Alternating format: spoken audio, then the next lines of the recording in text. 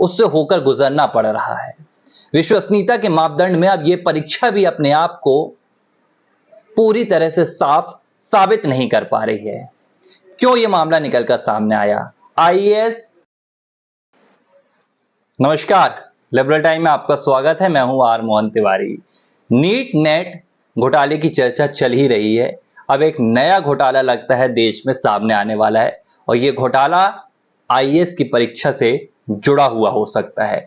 क्या है मसला, क्या है मुद्दा और क्यों अब देश की सबसे विश्वसनीय परीक्षा यानी कि यूनियन पब्लिक सर्विस कमीशन के द्वारा कराई जाने वाली सिविल सर्विस परीक्षा पर भी घोटाले का जो काला साया है मंडराने लगा है। लिबरल टाइम के इस कार्यक्रम में आपका सभी का स्वागत है। आप लोग जुड़ जाइए मेरे साथ, क्योंकि आज का मुद्दा 10 लाख से ज्यादा स्टूडेंट से सीधे तौर पर जुड़ा हुआ है।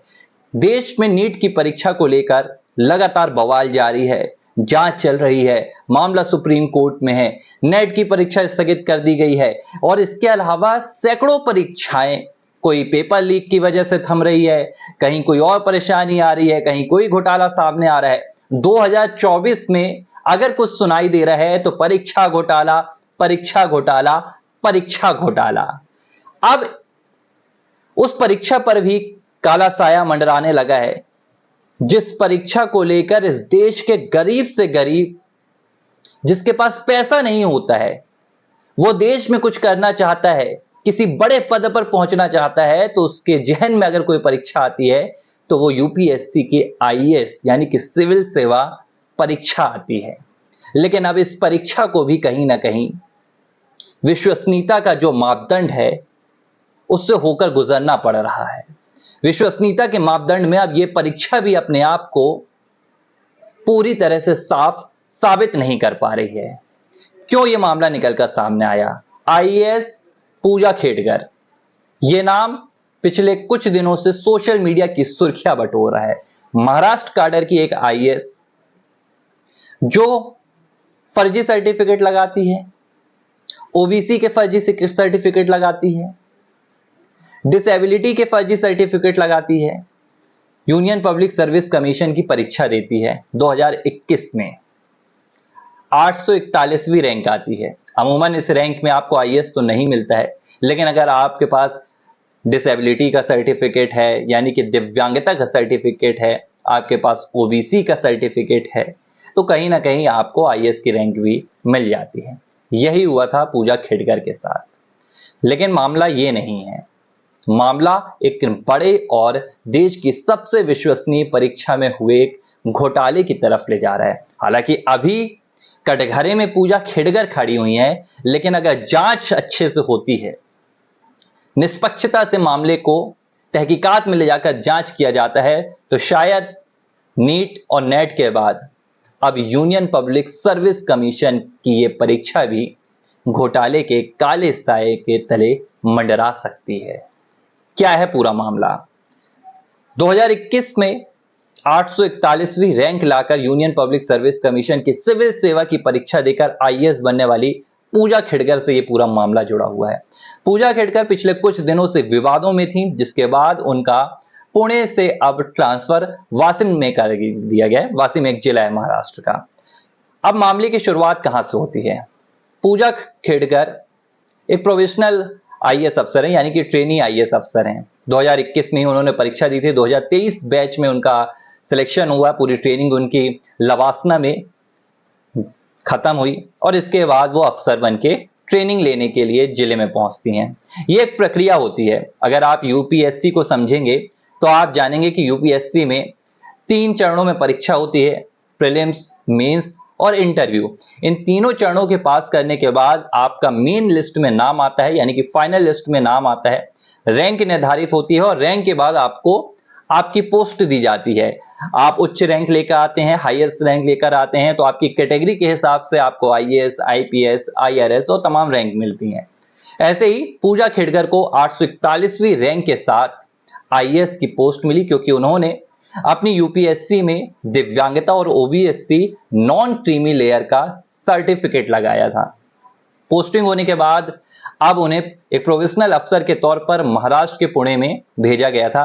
लेकिन पुणे पहुंचने से पहले ही पूजा खेडकर के नखरे और एक जो प्रशासनिक अफसर, जो ब्यूरोक्रेसी है, इसकी जो एक तानाशाही की झलक होती है वो पूजा खेड़कर ने दिखाना शुरू कर दी है। एक अफसरशाही क्या होती है वो पूजा खेड़कर ने दिखाना शुरू कर दी है।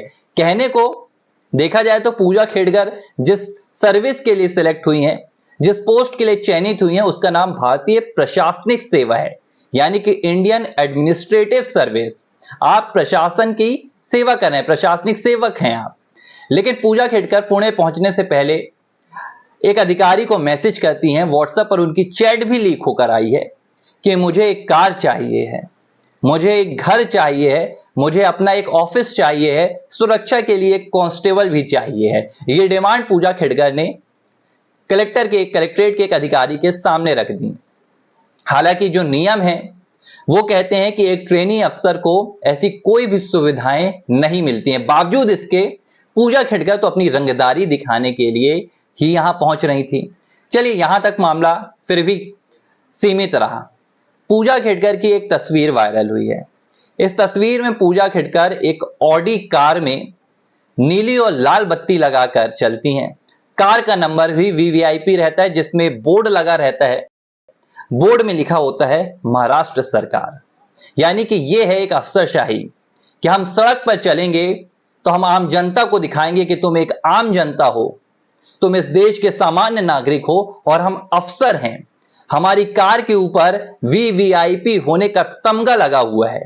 हालांकि नियम दरकिनार किए जा रहे हैं। आईएएस अफसर को अब वीवीआईपी जो लाल बत्ती होती थी वो तो मिलती नहीं है, ये सुविधा खत्म हो चुकी है, वीवीआईपी कल्चर। लेकिन बावजूद इसके पूजा खेड़कर बाज नहीं आती हैं, अपनी कार में नीली और लाल बत्ती लगाती है।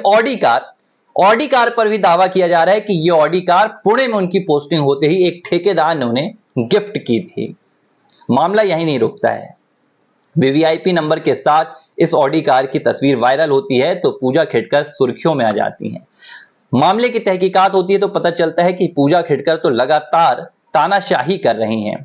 अपने पिता के साथ मिलकर पुणे कलेक्ट्रेट में दबाव बना रही हैं, वहां पर अपना एक सेपरेट ऑफिस मांगती हैं, डिमांड रखती हैं कि मुझे एक सेपरेट ऑफिस चाहिए, जो कि एक ट्रेनी अफसर को अमूमन नहीं मिल पाता है। ऑफिस नहीं मिलता है तो पुणे के असिस्टेंट कलेक्टर का जो दफ्तर होता है उसमें ही कब्जा कर लेती हैं। असिस्टेंट कलेक्टर साहब गए थे छुट्टी में, इस बीच पूजा खेड़कर आती हैं और पूजा पूरे दफ्तर में कब्जा कर लेती हैं। तानाशाही का सिलसिला यही नहीं थमता है, मांगे लगातार जारी रहती हैं। पूजा खेड़कर कहती हैं कि उन्हें बंगला भी चाहिए, उन्हें कार भी चाहिए, उन्हें सुरक्षा भी चाहिए, क्योंकि मैं तो यूपीएससी की परीक्षा पास करके आई हूं, मैं कोई प्रशासनिक सेवा करने तो आई नहीं हूं, मैं प्रशासक कोई सेवक तो हूं नहीं, मुझे यहां पर अपनी अफसरशाही दिखानी है। मैं जनता के पैसों से पेमेंट तो लेती हूं, लेकिन मैं उन्हें अपना वर्चस्व दिखाने आई हूं। शायद यही कोशिशें पूजा खेड़कर कर रही थी। लेकिन मामला हाईलाइट हुआ। पूजा के खिलाफ जिला कलेक्टर जो हैं पुणे के, उन्होंने एक पत्र भी लिखा मुख्य सचिव को, और इसके बाद पूजा की जो वर्ताव देखा गया, पूजा की जो मांगे देखी गई, और इस पूरे प्रकरण को लेकर उनका ट्रांसफर कर दिया गया वाशिम जिले में। लेकिन इस पूरे प्रकरण ने अब एक नए सवाल को जन्म दे दिया है। यह सवाल अभी हर कोई नहीं उठा रहा है, बच रहे हैं लोग, लेकिन सवाल यह है कि क्या अब नेट और नीट के बाद यूपीएससी की परीक्षा भी घोटाले के साए में आ गई है?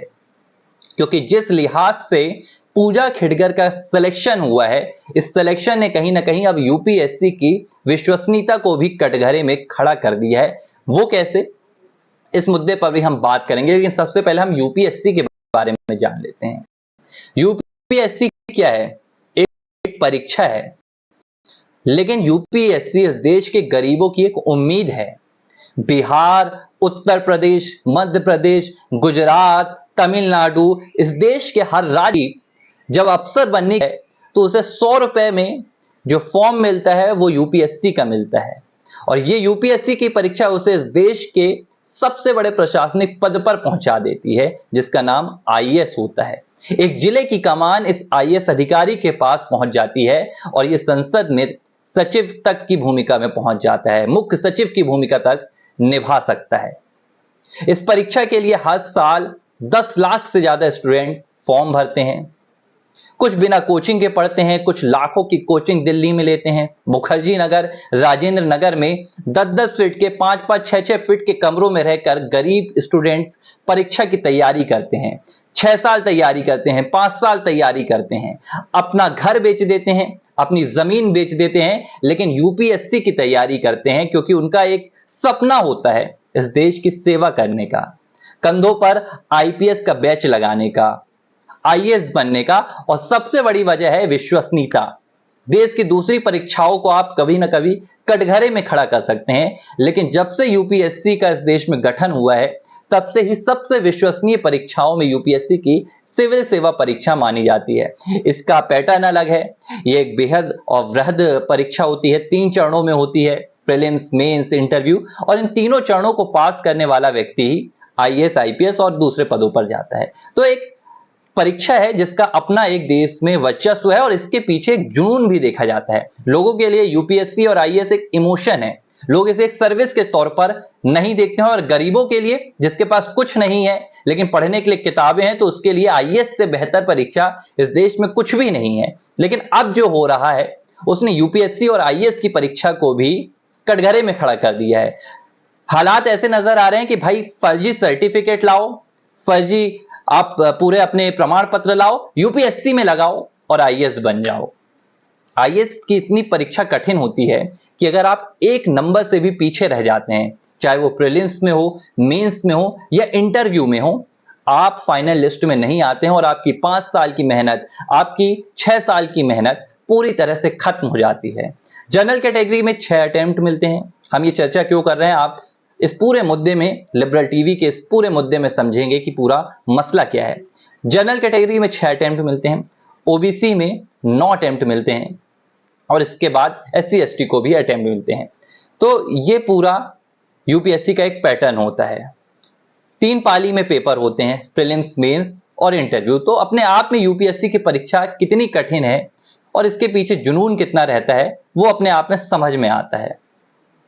अब पूजा खेड़गर ने किस तरह यूपीएससी को भ्रमित किया, या यूं कहें कि यूपीएससी ही ऐसी जो धांधली हो रही है कहीं ना कहीं उसे समर्थन दे रहा है। ये सवाल अब उठकर सामने आ रहा है क्योंकि जांच तो नहीं हुई। अगर पूजा खेड़गर ने उनके सर्टिफिकेट्स के फर्जी दावे किए जा रहे हैं तो यूपीएससी क्या कर रहा था? कोई आप सरकारी दफ्तर तो है नहीं किसी जिले के छोटे से कि आपके सामने कोई फर्जी सर्टिफिकेट पेश किया गया, आप क्रॉस चेक नहीं कर पाए और आपने एक्सेप्ट कर लिया। मुझे हाल ही में कुछ दिन पहले का एक किस्सा याद आ रहा है कि मेरे घर में नगर निगम के कुछ कर्मचारी आए थे इस सर्टिफिकेट की मांग करने की, आपके घर में नल के कितने कनेक्शन है। मैंने बकायदा उन्हें सर्टिफिकेट्स भी दिए, इसके बाद वो संतुष्ट हुए। तो जांच का स्तर यहां तक होता है कि आपके घर में कितने नल लगे हैं, इसके लिए भी अधिकारी आपके घर पहुंच जाते हैं। लेकिन देश की एक सबसे विश्वसनीय संस्था है जो देश के प्रशासनिक अफसरों की नियुक्ति करती है, यूपीएससी, उसके सामने एक सर्टिफिकेट पेश किया जाता है और यूपीएससी उसका भी क्रॉस चेक नहीं करता है। यह विडंबना है। अब पूजा खेड़गर के मामले में क्या हुआ, 2 सर्टिफिकेट्स यहां पर फर्जी बताए जा रहे हैं। 2 सर्टिफिकेट ऐसे बताए जा रहे हैं जिसके जरिए पूजा खेड़गर ने यूपीएससी को भ्रमित किया। पहला सर्टिफिकेट है ओबीसी का नॉन क्रीमी लेयर और दूसरा सर्टिफिकेट बताया जा रहा है दिव्यांगता से, यानी कि डिसेबिलिटी। पूजा खेड़गर ने यूपीएससी की परीक्षा 2021 में दी, उनकी रैंक 841वीं आई और इस रैंक के साथ उनको आईएएस का पद मिला क्योंकि उन्होंने 2 सर्टिफिकेट लगाए थे। आपको मालूम है यूपीएससी में ओबीसी को हर जगह, चाहे वो स्टेट गवर्नमेंट हो चाहे वो सेंट्रल गवर्नमेंट हो, 27% का रिजर्वेशन मिलता है। यही वजह है कि यूपीएससी में भी जो अटेम्प्ट है ओबीसी के लिए ज्यादा हो जाते हैं और एज का दायरा भी जनरल के लिए अगर 32 है तो ओबीसी के लिए 35 हो जाता है। तो इन तमाम सर्टिफिकेट्स को लगाकर पूजा खेड़गर इस परीक्षा को देती है। उसकी रैंक इतनी नहीं आती है कि अगर उसने ये सर्टिफिकेट नहीं लगाए होते तो उसका आईएएस में सिलेक्शन कभी नहीं होता, लेकिन इन सर्टिफिकेट्स के लगाने के कारण सिलेक्शन हो गया। अब सर्टिफिकेट्स में क्या धांधली हुई है ये समझते हैं। सबसे पहले OBC non creamy layer, supreme court का एक आदेश आया था। इस आदेश के तहत उन्होंने कहा था कि जो ओबीसी का वर्ग है, जो ओबीसी का समुदाय है, उसके नॉन क्रीमी लेयर को ही रिजर्वेशन मिलेगा, आरक्षण मिलेगा। अब आप पहले आसान भाषा में समझिए कि नॉन क्रीमी लेयर क्या होता है और इसके क्या रूल हैं। नॉन क्रीमी लेयर ओबीसी के उस वर्ग को कहा जाता है जो विशेष सुख सुविधाओं से वंचित है। यानी कि अगर आप ओबीसी वर्ग से आते हैं, अन्य पिछड़ा वर्ग से आते हैं, लेकिन आपके माता पिता देश के प्रशासनिक व्यवस्थाओं में रहे हैं, क्लास ए या क्लास 2 के अफसर रहे हैं, आपकी संपत्ति साल में 8 लाख से ज्यादा की है, तो आप ओबीसी नॉन क्रीमी लेयर में नहीं आते हैं। आपको माना जाता है कि आप ओबीसी की एडवांस हो चुके हैं। अब आप उन सुख सुविधाओं के हैं, इसलिए आपके पास तमाम सुख सुविधाएं हैं और आप अब रिजर्वेशन के पाने के हकदार नहीं हैं। ये होता है ओबीसी क्रीमी लेयर। अब नॉन क्रीमी लेयर में क्या आता है? जिनके माता पिता की आय 8 लाख से कम है वो नॉन क्रीमी लेयर में आते हैं। जिनके माता पिता प्रशासनिक सेवा में क्लास 1 या क्लास 2 के अफसर नहीं है वो नॉन क्रीमी लेयर में आते हैं। अब पूजा खेड़कर ने भी एक ऐसा ही सर्टिफिकेट यूपीएससी के सामने पेश किया था अपनी परीक्षा के दौरान, जिसमें उन्होंने ओबीसी नॉन क्रीमी लेयर होने का खुद को दावा किया। अब ये दावा तो कर दिया, परीक्षा में वो पास भी हो गई और उन्हें आईएएस का पद भी मिल गया, लेकिन दावे के पीछे की विडंबना देखिए कि ये वही पूजा खेड़कर है जिनके पिता खुद प्रशासनिक अफसर रह चुके हैं। Non creamy layer OBC reservation के जो नियम है वो साफ तौर पर कहते हैं कि आपके पिता प्रशासनिक अफसर नहीं होने चाहिए, क्लास 1 और क्लास 2 के वो सर्विस में नहीं होना चाहिए, लेकिन पूजा खेड़कर के पिता भी प्रशासनिक अफसर रह चुके हैं। बावजूद इसके पूजा खेड़कर के सर्टिफिकेट को एक्सेप्ट कर लिया गया। दूसरा मसला संपत्ति का।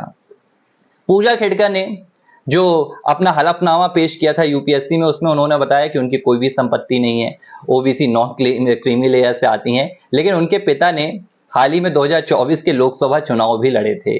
अब वो रिटायर्ड अफसर हो चुके हैं, उन्होंने एक पार्टी से चुनाव लड़े थे और इस हलफनामे में, चुनावी हलफनामे में उन्होंने अपनी संपत्ति 40 करोड़ रुपए बताई थी। अब आप सोचिए 40 करोड़ रुपए की संपत्ति के मालिक हैं पूजा खेड़कर के पिता और वो खुद को ओबीसी नॉन क्रीमी लेयर से बताती हैं। इस देश में यूं आरक्षण के मसले को लेकर कई बार सवाल उठते रहे हैं कि क्या वाकई में जो प्रशासनिक अफसर हैं, उनके जो बच्चे रहते हैं, उन्हें भी आरक्षण की जरूरत है। इस देश में 2015 में एक आईएएस अफसर निकलकर आई थी, टीना दावी। टीना दावी के माता पिता दोनों प्रशासनिक अफसर थे, बेहद ही सोशल मीडिया में पॉपुलर हैं ये अफसर, राजस्थान कैडर की हैं। इन्होंने उसी साल क्या बोलते हैं इसमें यूपीएससी में दूसरी रैंक हासिल करने वाले अतहर आमिर से शादी की थी। इसकी वजह से वो सोशल मीडिया पर वायरल हुई थी। खैर मुद्दा ये नहीं है, मुद्दा तब ये उठा कि क्या टीना दावी भी आरक्षण की हकदार है। अब आरक्षण के विषय पे आप अलग अलग तर्क रख देते हैं कि मानसिक रूप से शोषित हैं, हम सामाजिक रूप से शोषित हैं, हम आर्थिक रूप से अगर सुधरने तो क्या हुआ। लेकिन अब यहां पर आप देखिए ओबीसी नॉन क्रीमी लेयर खुद को बताया जा रहा है। 40 करोड़ की संपत्ति उनके पिता की है। हालांकि जो और भी संपत्ति की जानकारी आई है उनमें इनके पास 7 फ्लैट भी हैं, 126 एकड़ की जमीन भी है, सोना है, चांदी है, बेशुमार दौलत है। लेकिन आप फायदा उठा रहे हैं ओबीसी नॉन क्रीमी सर्टिफिकेट का। इससे भी बड़ी विडंबना आप देखिए कि यूपीएससी इस सर्टिफिकेट की जांच भी नहीं करती है। एक इंटरव्यू, मॉक इंटरव्यू होते हैं यूपीएससी एस्पिरेंट्स के, उसमें ये जवाब सामने आया है। दरअसल पूजा खेड़कर से एक मॉक इंटरव्यू में पूछा गया कि आपने अपनी संपत्ति 0 लिखी है यहां पर, तो उन्होंने कहा कि मेरे पिता और मेरी मां का तलाक हो चुका है, वो अलग रहते हैं, इसलिए मेरी पिता का कोई कनेक्शन नहीं है। लेकिन यहां पर आप दूसरी तरफ देखेंगे 2024 में जो पूजा खेड़कर के पिता ने लोकसभा चुनाव लड़ा, इस चुनाव के हलफनामे में उन्होंने तलाक जैसे किसी भी संबंध विच्छेद का जिक्र नहीं किया है। झूठ कितना बड़ा हो सकता है, लेकिन इस देश की संस्थाएं समझ नहीं आता कि क्या अपनी आंखों में पट्टी बांधकर बैठी हैं। जो देश के सोशल मीडिया पर बैठे लोगों को घोटाला नजर आ जाता है, लेकिन संस्थाएं इंतजार करती हैं कि देश में हंगामा होगा, अगर प्रोटेस्ट हुआ, लाखों स्टूडेंट सड़कों पर उतरे तो फिर हम जांच बैठाएंगे और इस जांच का परिणाम निकल कर आएगा भी नहीं आएगा ये तो परिस्थिति जानती है, लेकिन उसके पहले हम कोई कदम नहीं उठाएंगे। तो ये ओबीसी नॉन क्रीमी सर्टिफिकेट के साथ पूजा खेड़कर ने कमाल कर दिया। अब दूसरी बात देखिए आप, पूजा खेड़कर ने एक और सर्टिफिकेट लगाया।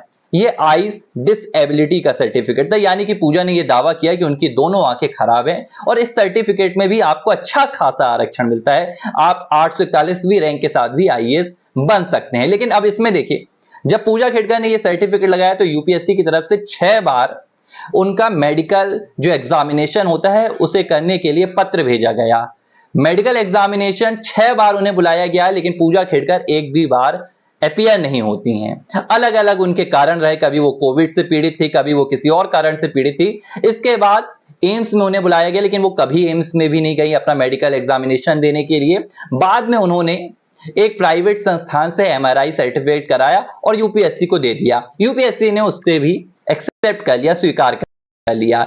यानी कि दोनों certificate, OBC non creamy layer का सर्टिफिकेट और आइज डिसेबिलिटी का सर्टिफिकेट, जो पूजा खेड़कर ने कहा, जो बताया, जो उन्होंने खुद प्रमाणित किया, यूपीएससी ने आंखों में पट्टी बांधकर ऐसा लगता है एक्सेप्ट कर लिया। No cross examination was taken by UPSC in this case. लेकिन क्या कह सकते हैं, 2024 तो परीक्षाओं में घोटालों के लिए जाना जा रहा है, तो अगर इस लिस्ट में नीट, नेट और अन्य परीक्षाओं की लिस्ट में यूपीएससी भी शामिल हो जाता है तो कौन सा अचरज होगा। शायद ऐसे हालात अब देश में बनते हुए नजर आ रहे हैं। हालांकि अब जो आई डिसेबिलिटी का सर्टिफिकेट का मसला है ये अब भी पूरा नहीं हो पाया है, लेकिन बावजूद इसके आईएएस की ट्रेनी है पूजा खेड़कर, उनकी पोस्टिंग हो रही है, अभी वो विवादों में चल रही है, उनका ट्रांसफर हो चुका है, लेकिन कुछ ही दिनों बाद वो जिले की कमान भी संभालेंगी और यही पूजा खेड़कर महाराष्ट्र के किसी आईएएस अफसर, एक कलेक्टर बनकर या एक दूसरा प्रशासनिक अफसर बनकर राज करेंगी, देश की संपत्ति लूटेगी, सब कुछ करेंगी, क्योंकि वो घोटालों से ही जन्म ले रही हैं। आईएएस की परीक्षा में घोटाला करके पहुंची हैं, लेकिन जो संस्थाएं हैं वो चुप्पी साध कर बैठी हैं। कुछ इक्के दुक्के नेता हैं जो आवाज भी उठा रहे हैं, विपक्ष के नेता कह रहे हैं कि भाई यूपीएससी जैसी परीक्षा कराने वाली संस्था, सिविल सर्विस परीक्षा कराने वाली संस्था यूपीएससी, आखिर कैसे इतने जो सर्टिफिकेट सामने आ रहे हैं धांधली से भरे हुए, उन्हें अनदेखा कर सकती है। लेकिन चल रहा है, लगातार पूरा विवाद सामने आने के बावजूद लोग चुप्पी साध कर बैठे हैं। पूजा खेड़कर का विवाद सिर्फ ट्रांसफर हो जाने से थम जाता है, ये सोचकर ये मामला भी रफा दफा हो जाएगा। लेकिन जो यहां पर अब एक बड़ा सवाल खड़ा हो रहा है, पूजा खेड़कर का सिलेक्शन, उनका सर्टिफिकेट तो सामने आ गया, लेकिन यूपीएससी में हर साल करीब सिविल सेवा परीक्षा में 1000 उम्मीदवार नियुक्त होते हैं, चयनित होते हैं। इनमें से कितने ऐसे हैं जो इन पेश करते हैं, दिव्यांगता के पेश करते हैं और आरक्षण के सर्टिफिकेट? क्या यूपीएससी हर उम्मीदवार के सर्टिफिकेट्स को आंख मूंद कर स्वीकार कर लेती है? क्या यूपीएससी उनका क्रॉस एग्जामिनेशन नहीं करती, क्रॉस चेक नहीं करती है? या यूपीएससी एक विशेष, मैं कहूं कि एक विशेष यहां पर आप कह सकते हैं कि सपोर्ट कर रही है, एक विशेष समर्थन देती है कुछ गिने चुने उम्मीदवारों को? ये सवाल यूपीएससी को भी अब देना होगा। तो ये पूरे देश में हालात बन गए हैं। 2024 में प्रधानमंत्री नरेंद्र मोदी ने एक इतिहास बनाया है। देश के पहले प्रधानमंत्री पंडित जवाहरलाल नेहरू की उन्होंने बराबरी की है, तीसरी बार प्रधानमंत्री बनके। लेकिन देश के इतिहास में 2024 का नाम इसलिए भी जाना जाएगा कि इस देश में परीक्षाओं में होने वाले घोटाले जितने इस साल सामने आए हैं, देश में कभी भी सामने नहीं आए हैं।